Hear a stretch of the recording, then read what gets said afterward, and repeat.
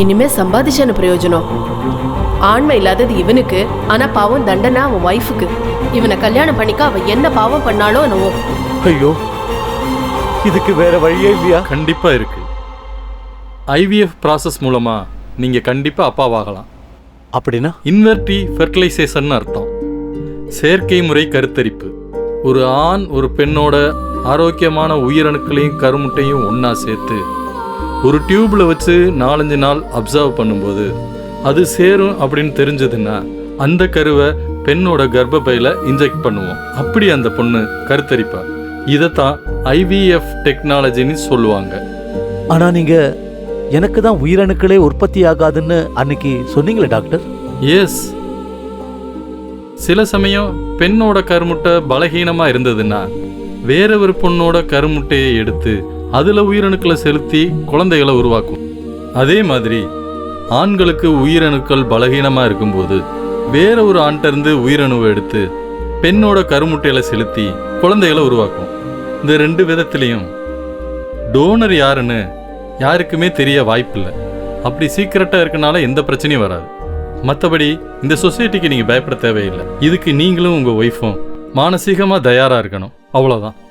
Doctor, என்னுடைய பலவீனத்தால என் மனைவிக்கு எதுவும் ஆகக்கூடாது. நான் ரெடியா இருக்கேன். But N wife what? Tension ஆகாத சுரக்ஷா, நான் சொல்றத கொஞ்சம் பொறுமையா கேளு. என்னங்க நீங்க பேசுறீங்க? யாரோ ஒருத்தரோட உயிரணுவை என் கருவுல சுமந்து குழந்தைய பெத்து அது என் குழந்தைன்னு சொல்லிக்கிறதா? நான் இதுக்கு கண்டிப்பா ஒத்துக்க மாட்டேன். நமக்கு குழந்தையே இல்லைன்னு வருத்தப்படுறதை விட நமக்குன்னு ஒரு குழந்தை உருவாகிற வாய்ப்பை நீ ஏன் வேண்டான்னு சொல்ற? அது எப்படிங்க நம்ம குழந்தை ஆகும்? அதோட அம்மா நானா இருக்கலாம், ஆனா அப்பா நீங்க இல்ல, புரிஞ்சுக்கங்க. நீ என்னோட மனைவி சுரக்ஷா. உன் வயித்துல நம்ம குழந்தைய சுமந்து உன் ரத்தத்துல பொறுக்கிற குழந்தை எனக்கு மட்டும் எப்படி குழந்தை இல்லாம போக சொல்லு? நீங்க பேசுறது அவ்வளவு ஈஸி இல்லைங்க. நாம வாழ்ந்துட்டு இருக்கிறது இந்த சொசைட்டிக்கு நடுவுல. நாம அவங்கள ஃபேஸ் பண்ணி ஆகணும். சொசைட்டியை பத்தி நம்ம கவலைப்பட்டு இருந்தா நமக்குன்னு ஒரு குழந்தை பிறக்காது. சொசைட்டியை நான் ஃபேஸ் பண்ணிக்கிறேன். நீ இதுக்கு இல்ல, நான் இதுக்கு ஒத்துக்க மாட்டேன். நீ கண்டிப்பா ஒத்துக்கணும். என் மேல சத்தியம். என்னங்க? என்ன இது? ப்ளீஸ்.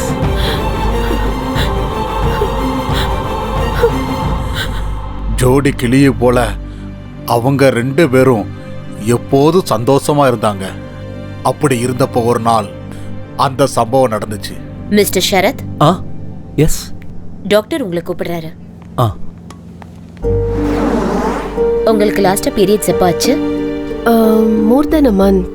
எக்ஸாக்ட்லி 2 months ஆயிருக்கும்னு நினைக்கிறேன். ஆமா, 2 months.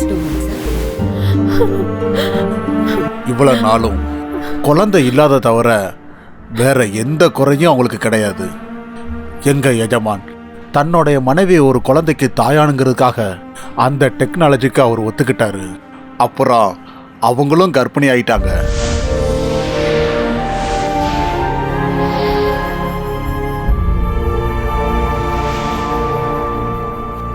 கங்க்ராச்சுலேஷன்ஸ், ஃபெர்டிலைசேஷன் சக்ஸஸ் ஆயிடுச்சு. குழந்தை தாயோட வயிற்றுல ஆரோக்கியமாக வளர்ந்துக்கிட்டு இருக்கு. Thank you doctor, thank you. இது ஃபெர்டிலைசேஷன் பேபின்றதுனால ரொம்ப கேர்ஃபுல்லாக இருக்கணும்.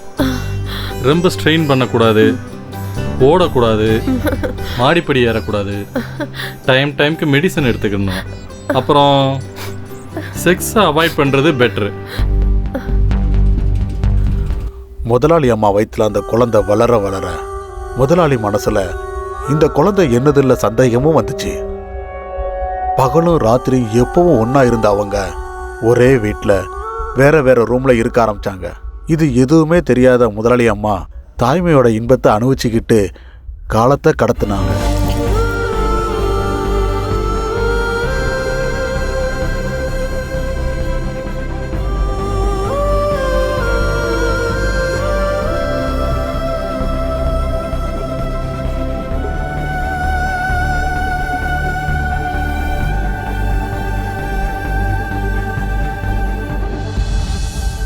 என்னன்னு தெரியலையே, மனசு நிம்மதியாவே இல்லை.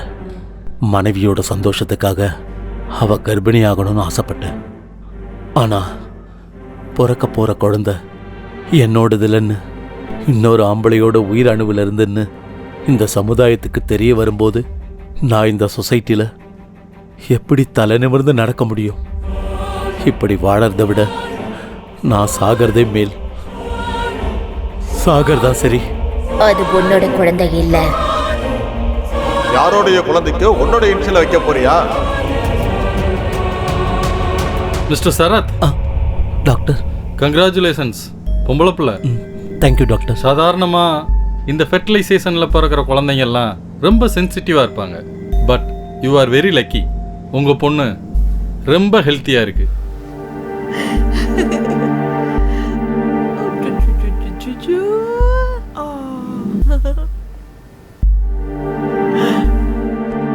வாங்க வாங்க. நம்ம மகளை பாத்தீங்களா? அப்படியே கண்ணு மூக்கெல்லாம் உங்கள மாதிரியே இருக்கு இல்ல? அது எப்படி என்ன மாதிரியே இருக்க முடியும்?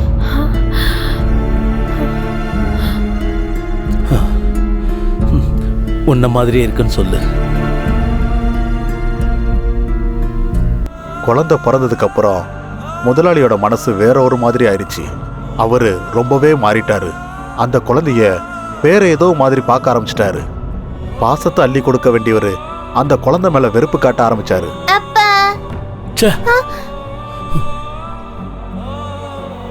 ஒரு நாள் கூட அவகிட்ட சரியா பேச மாட்டாரு, கட்டி அணைக்க மாட்டாரு, தூக்கி கொஞ்சவும் மாட்டாரு, அன்பா விளையாடவும் மாட்டாரு. இதெல்லாம் பார்த்து பார்த்து முதலாளி அம்மாவுக்கு ஒரு நாள் கோவம் வந்துருச்சு. நில்லுங்க. நானும் பார்த்துக்கிட்டே இருக்கேன். குழந்தை பிறந்ததுல இருந்து ஒரு தடவை கூட நீங்க அவளை கையில தூக்கி வச்சு கொஞ்சல, அவ கூட அன்பா பேசல, அவ கூட கொஞ்ச நேரம் கூட செலவழிக்கல, அவளோட பிறந்த நாளை கொண்டாடல. அவளே அப்பான்னு வந்தா கூட அவளை தள்ளி விட்டுட்டு போயிடுறீங்க. அந்த குழந்தை உங்களுக்கு என்ன பாவம் பண்ணுச்சு? நீங்க ஏன் இப்படியெல்லாம் பிஹேவ் பண்றீங்க? ஏன்னு என்னை விட உனக்கு நல்லா தெரியும். ஏன்னா அது உங்க குழந்தை இல்ல, அதானே? ஆமா. பேஷ், கடைசிய காமிச்சிட்டீங்கல்ல உங்க ஆம்பளைங்க புத்திய. இந்த விதத்துல குழந்தை வேணும்னு நானா உங்ககிட்ட கேட்டேன்? வேணா வேணான்னு சொன்னப்போ நீங்க தானே பிடிவாதம் பிடிச்சு என்ன ஒத்துக்க வச்சீங்க. சுரக்ஷா, இப்ப பேசுறதுக்கு நேரம் இல்ல, நான் போகணும். நில்லுங்க ப்ளீஸ். என் கேள்விக்கு பதில் சொல்லுங்க. நீங்க தானே உங்க மேல சத்தியம் பண்ணி என்ன ஒத்துக்க வச்சீங்க. இப்படி எல்லாம் நடக்கும்னு எனக்கு அப்பவே தெரியும். அதனாலதான் வேணா வேணான்னு சொன்னேன். கட்டாயப்படுத்தி ஒத்துக்க வச்சுட்டு கஷ்டப்பட்டு பிறந்த குழந்தைய இப்படி வேண்டான்னு எங்க ஒதுக்குறீங்க? நம்ம சுயநலத்துக்கு அந்த குழந்தைக்கு எங்க தண்டனை கொடுக்கணும்? உங்க பிரஸ்டீஜை காப்பாத்திக்க குழந்தை வேணும், ஆனா அன்பை காமிக்க மாட்டேங்கிறீங்களா? இது எந்த விதத்துலங்க நியாயம்? சொல்லுங்க. என் கேள்விக்கு பதில் சொல்லுங்க. சொல்லுங்க சொல்லுங்க சொல்லுங்க சொல்லுங்க.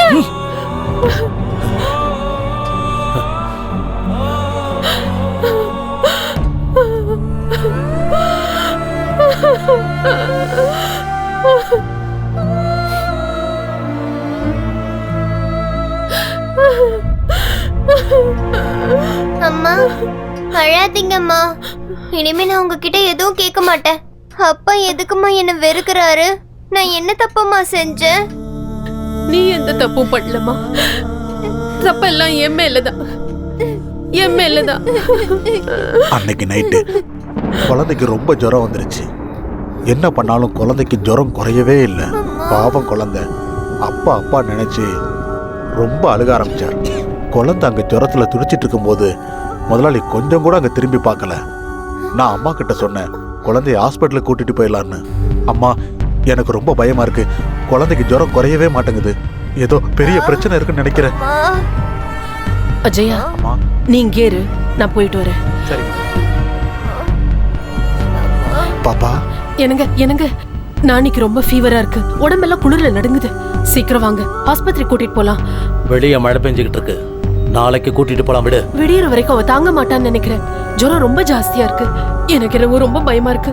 நாம ரொம்ப லேட் பண்ணா குழந்தைக்கு ஏதாவது ஆயிடுச்சுன்னா அதுக்கு நான் என்ன பண்றது? Please leave me alone.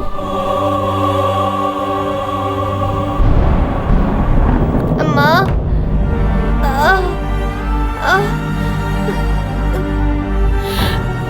அம்மா, அஜயா வாங்க, ஹாஸ்பிட்டல் கூட்டிட்டு போலாம். முதலாளி, நீ முதல்ல குழந்தைய தூக்கு. சரிம்மா.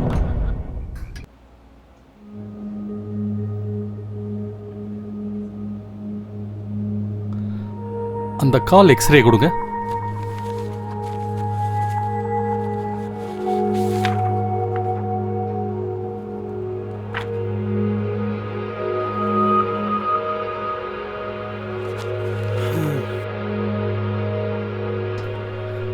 she is suffering from polio.